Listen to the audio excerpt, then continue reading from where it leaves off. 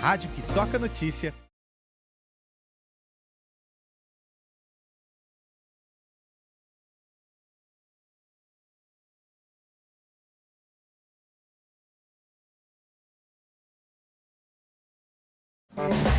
Agora 2h44, de volta com o Estúdio CBN desta segunda-feira chuvosa aqui na região, depois de um final de semana já com bastante chuva, né?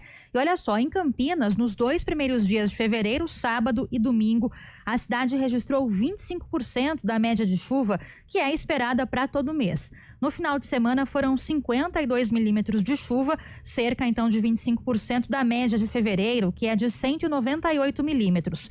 Esses dados são da estação do CEPAGRE da Unicamp. E a gente conversa agora com o Bruno Baini, ele que é meteorologista do CEPAGRE da Unicamp, e fala conosco sobre essa expectativa para esse mês que já começou bastante chuvoso. Bruno, boa tarde, bem-vindo. Olá, muito boa tarde, obrigado por me receberem, boa tarde também a toda a audiência.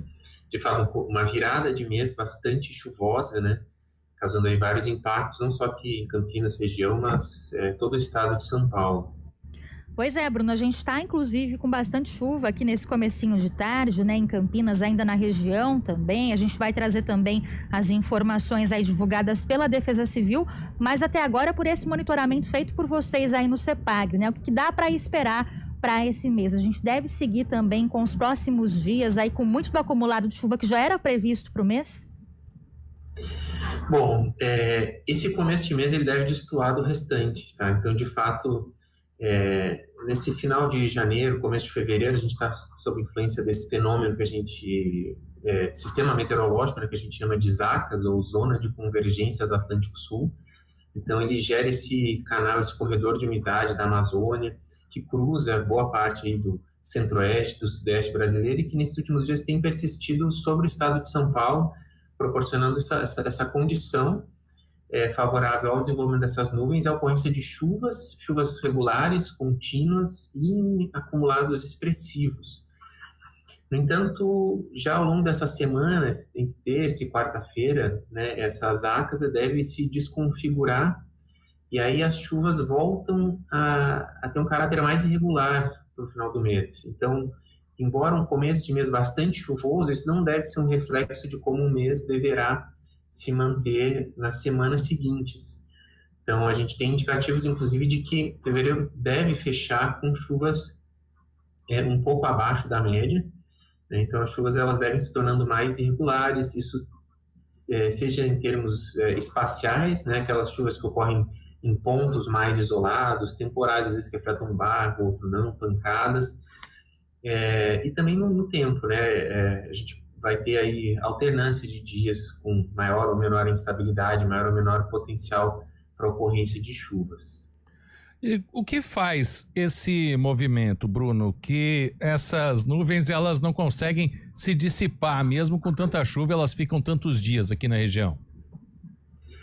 É um sistema complexo, porque as ACAS, ela não atua sozinha. A gente costuma ter um trio, né, de sistemas meteorológicos que mantém essa condição persistente por alguns dias. Então, a gente tem o que a gente chama de um VCAM no Nordeste, um vórtice ciclônico de altos níveis, e a gente tem a alta da Bolívia, que atua ali mais na região do Centro-Oeste e Bolívia, né, propriamente dito, e mantém, então, essa situação. E uma frente fria que fica ali estacionária sobre o Oceano Atlântico. Agora a gente vai ter essa desconfiguração das ACAS, vai ter esse outro sistema, né, que está atuando mais no Nordeste do país, vai começar a abranger mais o Sudeste. Então, ainda na quarta-feira, esse vórtice ciclônico ele pode desencadear alguns temporais aqui na região de forma um pouco mais isolada, né? Aí, a partir de amanhã, já os acumulados esperados são menores e nos dias seguintes, mas a gente pode ter outros riscos associados, né?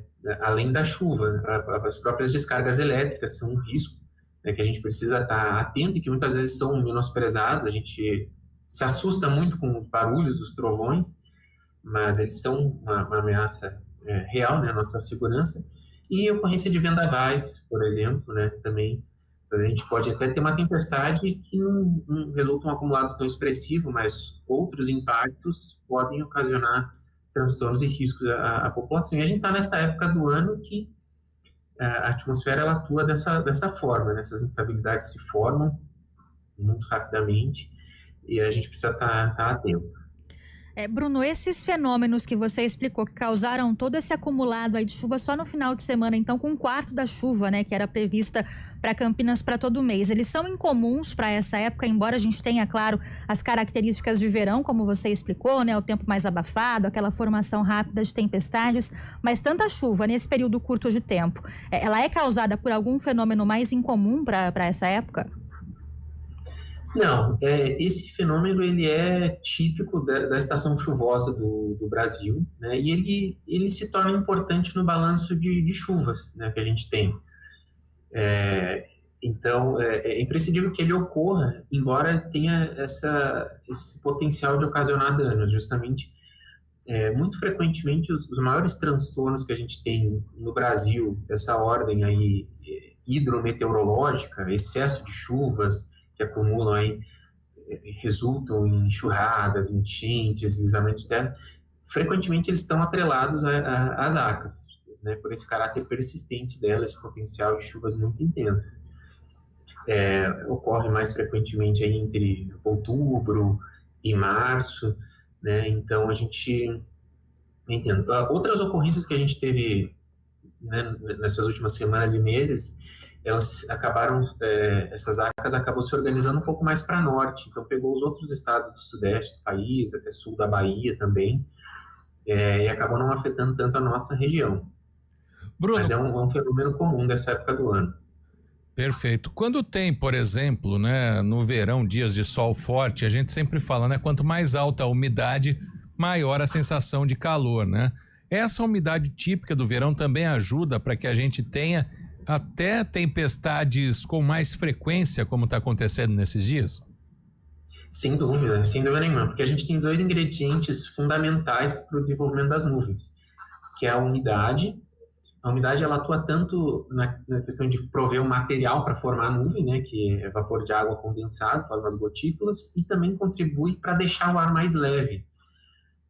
E o calor entra também contribuindo para deixar o ar mais leve. Então, nesse processo de formação de tempestades, o que a gente precisa é que tenha parcelas de ar mais leve que façam esses fortes movimentos verticais ascendentes. Então, as nuvens de tempestades, elas são nuvens profundas. Elas têm a base aí em torno de 1,5 km, 2,5 km de altitude, e o topo delas pode superar 10, 12, 15 quilômetros de altitude. Então, são nuvens muito profundas que têm um conteúdo de água muito elevado.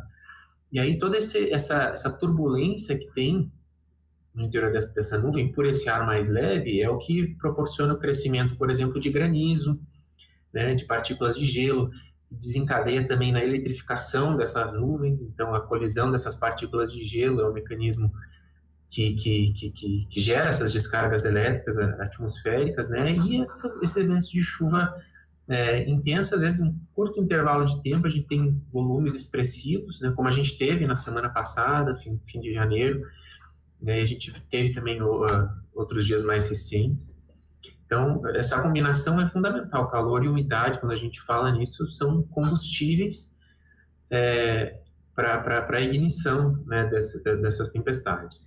Agora, para os próximos dias, Bruno, até a Defesa Civil do Estado já emitiu um boletim aí meteorológico especial, né, prevendo condições pré-temporais em todo o estado de São Paulo, isso até quarta-feira. Inicialmente, a gente tinha um alerta, né, entre quinta da semana passada e domingo, esse alerta foi ampliado, então, pela Defesa Civil do Estado. Aqui para nossa região de Campinas, segundo o que tem sido monitorado aí pelo CEPAGRE, o que a gente pode esperar, então, até quarta-feira?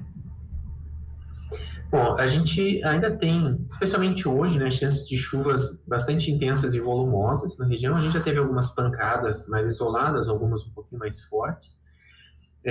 Isso deve persistir ainda à noite. A partir de amanhã, a expectativa é de que os volumes de chuva vão diminuindo gradativamente. Mas, dada essa sequência de dias muito chuvosos, a gente vem aí praticamente 2 semanas direto com chuvas quase todos os dias, né, para a gente ter transtornos, né, problemas em decorrência dessas chuvas, vai se tornando mais fácil. Então, né, por isso que eu entendo que a Defesa Civil prorrogou esse alerta e até esse aviso, né, meteorológico especial até quarta-feira.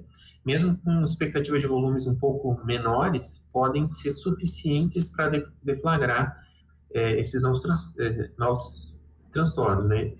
Então, a gente tem aí rios na região que já estão transbordando, já estão provocando a retirada de pessoas das suas residências, né, e pontos de alagamento, pontos que são mais vulneráveis também a deslizamento de terra.